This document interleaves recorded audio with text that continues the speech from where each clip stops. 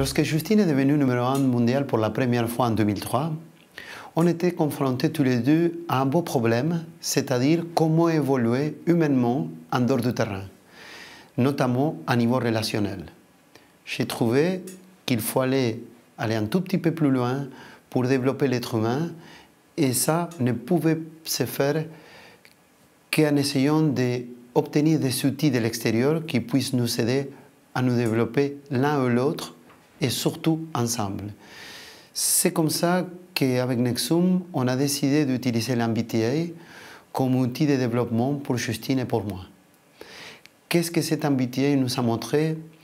Une chose très importante qu'on savait mais qu'on ne pouvait pas identifier, c'est qu'on était très proche d'un mode de fonctionnement, mais en même temps très différent.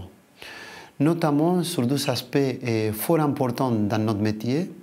Et le premier, c'est de comment on va s'y prendre face à la difficulté ou un challenge. Et Justine, de son côté, elle va pouvoir se ressourcer au contact avec les autres. Moi, de mon côté, je vais essayer de m'isoler pour me retrouver avec moi-même et essayer de tirer la ressource de l'intérieur de moi.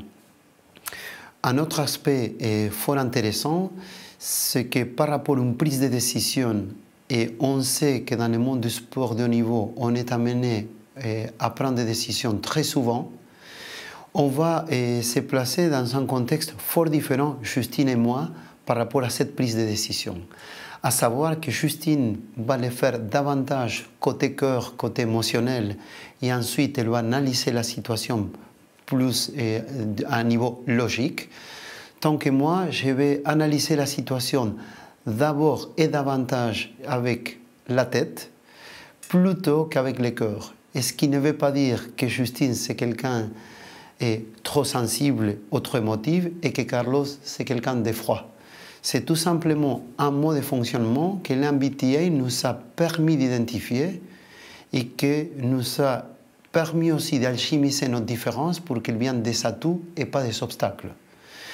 Aujourd'hui, qu'est-ce que est notre grand atout par rapport aux autres joueurs et aux autres coachs?